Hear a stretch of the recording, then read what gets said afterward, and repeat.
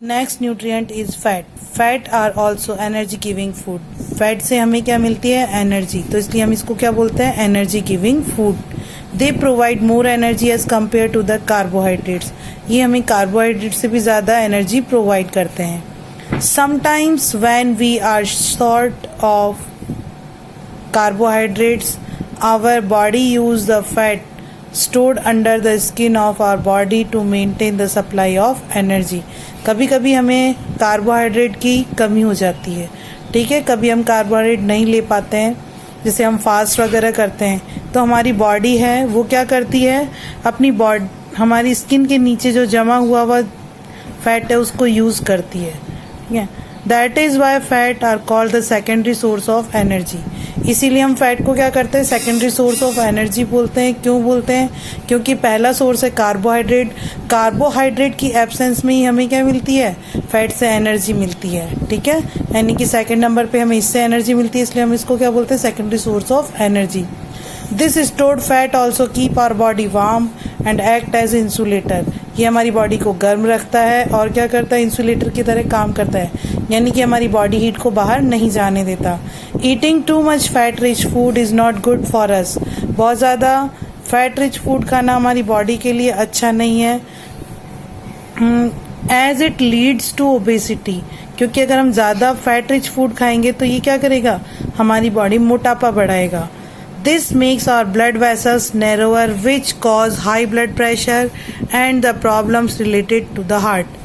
और अगर हम ज़्यादा फैट रिच फूड खाएंगे तो ज़्यादा फैट हमारी बॉडी में डिपॉजिट हो जाएगा, हमारी जो ब्लड वेसल्स हैं उनमें इकट्ठा हो जाएगा, जिसके कारण ब्लड वेसल्स क्या हो जाएंगी? नैरोअर, यानी कि बहुत सकड़ी हो जाएंगी, जिसके कारण क्या हो जाएगा? हाई ब्लड प्रेशर, उसकी प्रॉब्लम हो जाएगी. हाई ब्लड प्रेशर इसलिए हो जाएगा क्योंकि जो हमारी बॉडी की ये जो ब्लड वेसल्स हैं इन्हीं के अंदर क्या हो जाएगा?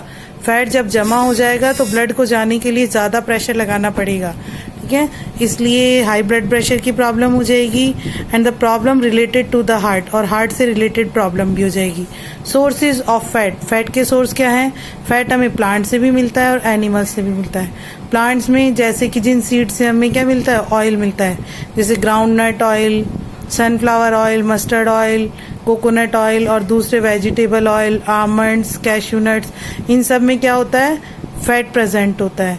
तो एक गुड सोर्स ऑफ फैट होता है. इसी तरह एनिमल सोर्सेज में मीट है, फिश है, एग, मिल्क, बटर, चीज़, क्रीम, घी, ये सब क्या है? Source of animal fat. यानी कि ये जो सारे सोर्स हैं ये हमें किससे मिलते हैं? एनिमल्स से मिलते हैं, ठीक है. अब हम इसमें एक एक्टिविटी करेंगे टू टेस्ट द फैट.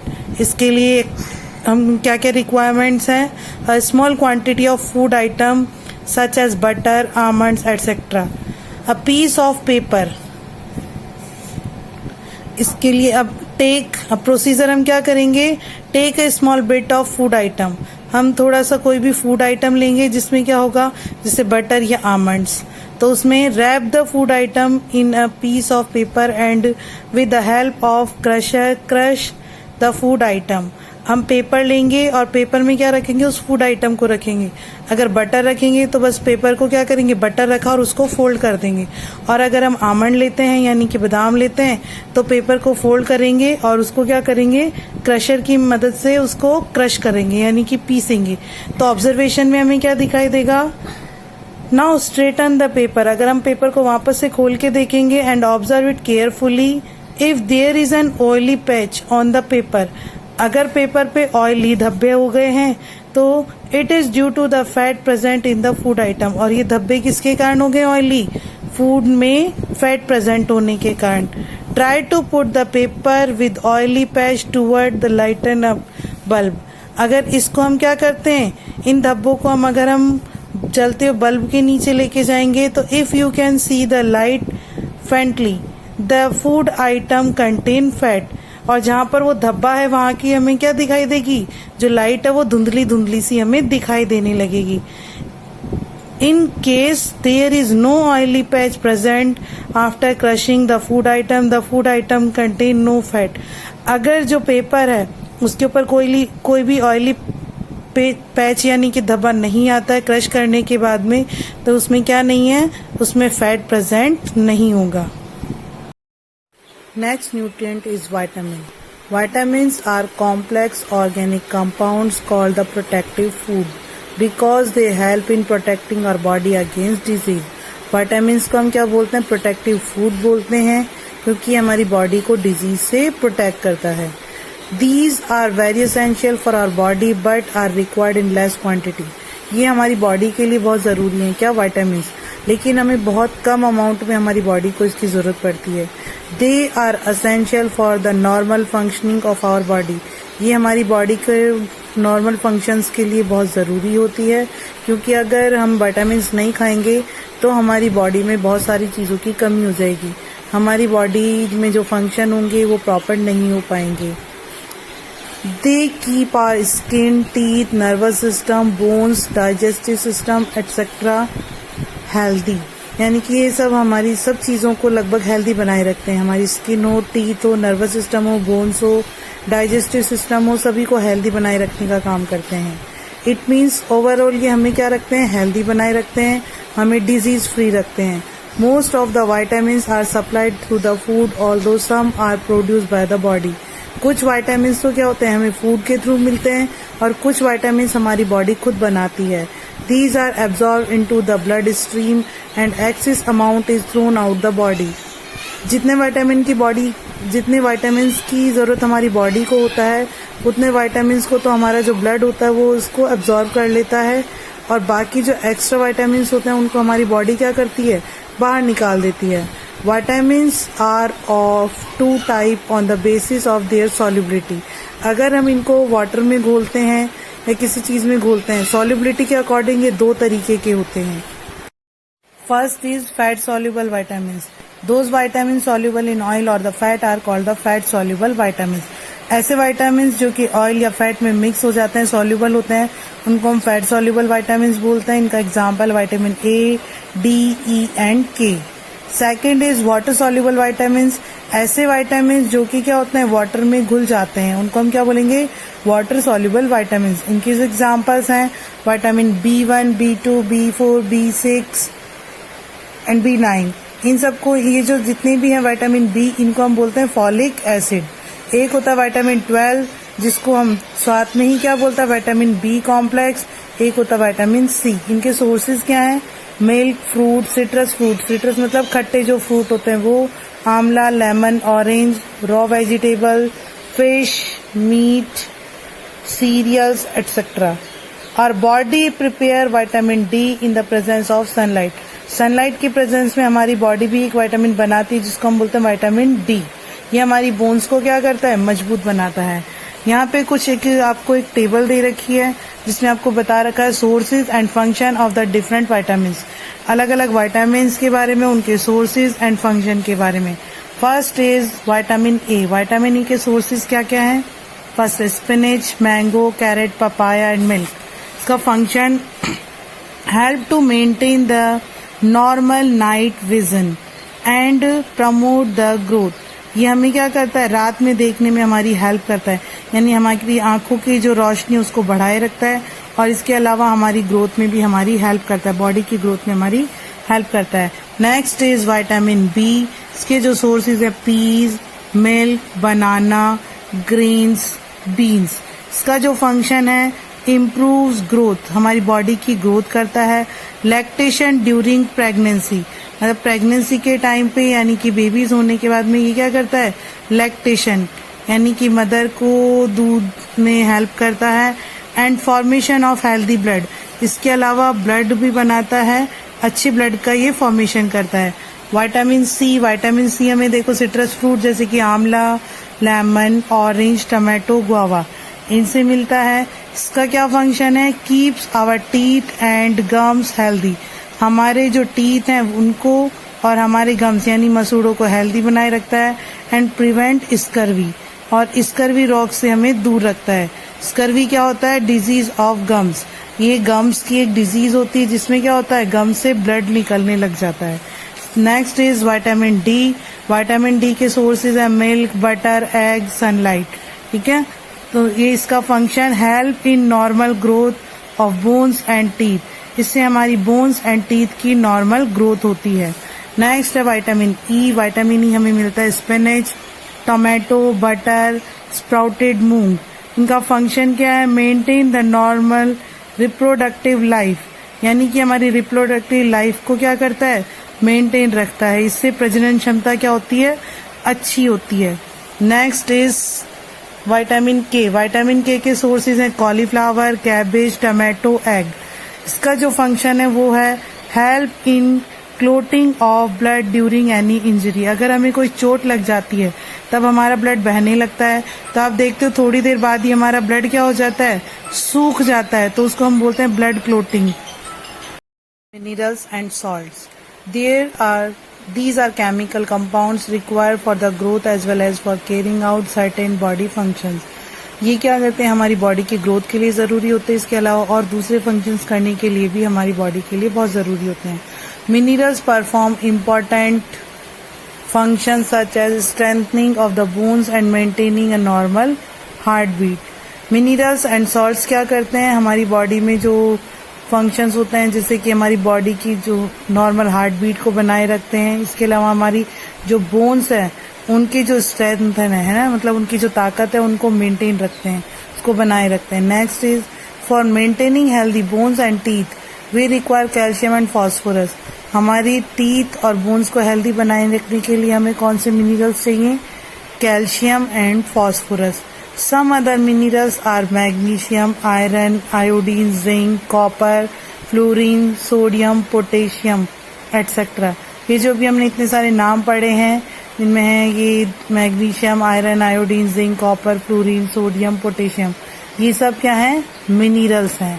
अब इनके सोर्सेज क्या होते हैं? These are present in leafy vegetables like spinach, pulses, egg, milk, fruit, common salt, millets, nuts, etcetera. ये हमें इन सब में मिलता है, ठीक है। Next is water. वाटर में देखो 70% of human body weight is made up of water. हमारी जो बॉडी होती है, ह्यूमन की बॉडी होती है, उसका 70%, ठीक है, यानी कि हमारा बॉडी वेट अगर 100 kg है तो 70 kg जो वेट होगा वो किसके कारण होगा? वाटर के कारण होता है। Water is present in body cells. Water किस में प्रेजेंट होता है? बॉडी सेल्स में, यानी कि हमारी जो बॉडी होती है वो सेल्स से मिलकर बनी हुई होती है, ठीक है। उनके अंदर क्या प्रेजेंट होता है? वाटर प्रेजेंट होता है। Water sustain life process. Water के कारण ही हमारे क्या होता है? लाइफ प्रोसेस आगे बढ़ता रहता है, बना हुआ रहता है। अगर वाटर नहीं होगा तो हमारी लाइफ भी खत्म हो जाएगी, कुछ टाइम बाद हम भी डेड हो जाएंगे। Next, water is required for removal of waste product, transport of materials within the body and to maintain constant body temperature। Water किस लिए ज़रूरी है? एक तो हमारी बॉडी से वेस्ट को निकालने के लिए ज़रूरी होता है, और हमारी बॉडी में जो मटेरियल्स होते हैं, ठीक है, जैसे ब्लड को ले जाने का काम है या न्यूट्रिएंट्स को ले जाने का काम है, वो भी कौन करता है? वाटर करता है। इसके अलावा मेंटेन कांस्टेंट बॉडी टेम्परेचर, और ये हमारी बॉडी के टेम्परेचर को बनाए रखता है, मतलब एक जैसा टेम्परेचर बनाए रखता है। We require 6 to 10 glasses of water every day to keep our self healthy. हमें अपने आप को हेल्दी बनाए रखने के लिए एक दिन में 6 to 10 ग्लासेस वाटर पीना चाहिए। It act as solvent in which all chemicals reaction take place. ये सॉल्वेंट की तरह काम करता है। सॉल्वेंट क्या होता है? जो बहुत सारी चीजों को अपने अंदर घोल लेता है, ठीक है, सॉल्यूट्स को अपने अंदर घोल लेता है, उसको हम क्या बोलते हैं? सॉल्वेंट। तो ये सॉल्वेंट को अपने अंदर घोल लेता, सॉल्यूट को अपने अंदर घोल लेता है और सॉल्वेंट की तरह काम करता है, ठीक है, जिससे क्या होती है? बहुत सारी रिएक्शंस चलती रहती हैं। We also get fluorine from the water. Water से हमें फ्लोरीन नाम का मिनरल भी मिलता है। नेक्स्ट देखिए एक्टिविटी 2.4, इसमें हम पढ़ेंगे कि फ्रूट्स एंड वेजिटेबल्स में वाटर होता है क्या। इसके लिए हम क्या करेंगे? Knife, tomato, orange, cucumber, potato, tissue paper, ये सब लेंगे, ठीक है। प्रोसीजर में क्या करेंगे? Take a fruit and cut it into small pieces. एक फ्रूट लेंगे और उसको छोटे छोटे टुकड़ों में कट कर देंगे। Now keep this pieces in the tissue paper.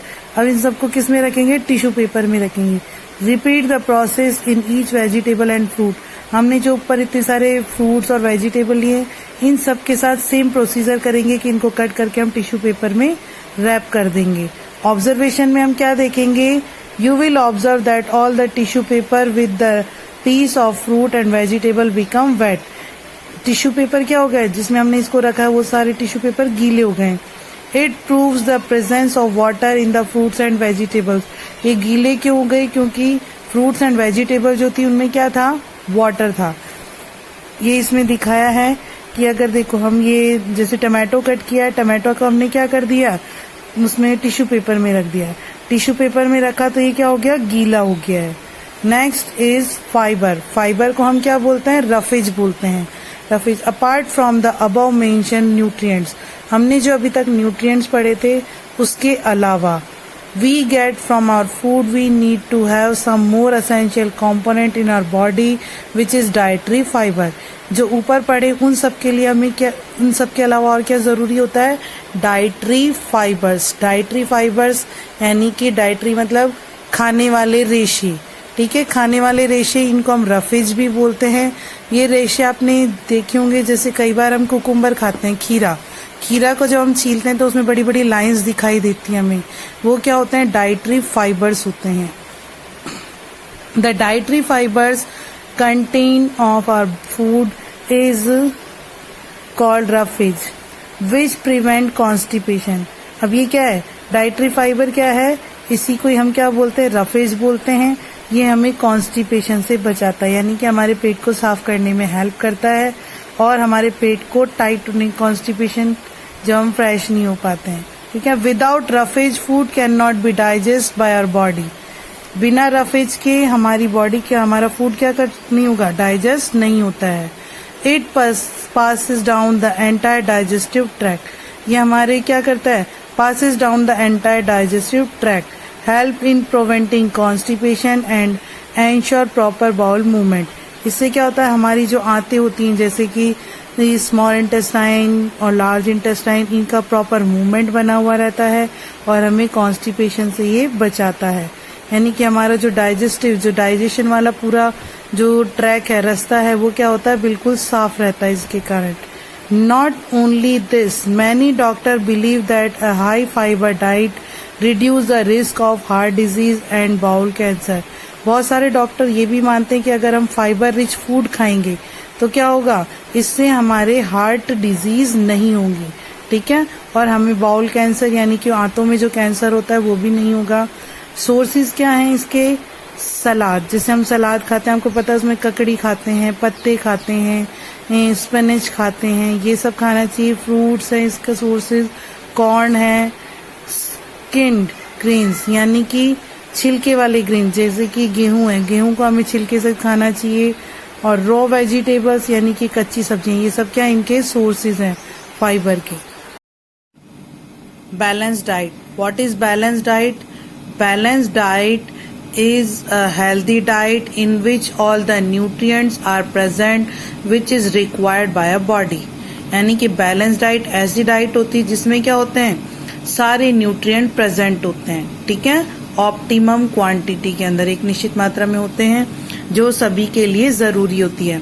Only one kind of food can not provide all the nutrient. एक जैसा जो खाना होता है वो हमें सारे न्यूट्रिएंट नहीं दे सकता है। If we eat only junk food such as burger and cold drinks, then very surely we may get fat and sugar, but not other nutrient।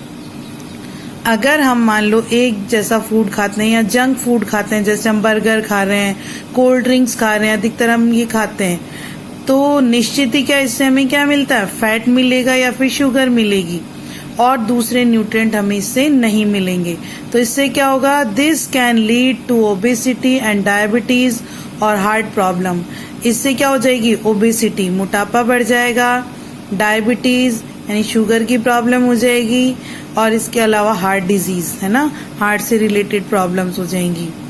तो हम बैलेंस डाइट किसको बोलेंगे, a diet that contain all the essential nutrients in correct proportion required for our body is known as balanced diet। जो मैंने अभी आपको बताया था कि ऐसी डाइट जिसमें सारे जरूरी न्यूट्रिएंट करेक्ट यानी कि सही मात्रा में प्रेजेंट हो, जो किसी भी एक बॉडी के लिए जरूरी होते हैं। A balance diet should contain the following. किसी भी बैलेंस डाइट में क्या क्या न्यूट्रिएंट होंगे, फर्स्ट है energy giving food. Energy giving food में the food which is rich in carbohydrate and fat provide energy to our body. Energy giving food क्या होंगे? जिनमें कार्बोहाइड्रेट एंड फैट अच्छी मात्रा में प्रेजेंट होगा, ठीक है। इससे क्या मिलेगा? हमारी बॉडी को एनर्जी मिलेगी। Next is body building food. Body building food किस में होगा? Protein. Protein content in our body food help our body to grow, यानी कि ऐसा फूड जिसमें प्रोटीन होगा वो क्या करेगा? हमारी बॉडी की ग्रोथ करने में हेल्प करेगा। Next is protective food. Protect करने का मतलब रक्षा करना, तो ऐसा फूड जो हमारी रक्षा करता है तो कौन सा होगा?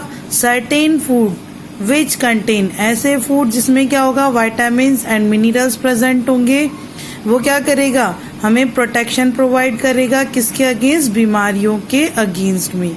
Next, have you compared the amount of food eaten by you and your parents? कभी आपने देखा है आप या आपके पेरेंट्स दोनों में से फूड कौन ज्यादा खाता है? Who consume larger quantity of food? कौन खाता है ज्यादा खाना? निश्चित ही आपके पेरेंट्स ज्यादा खाना खाते हैं।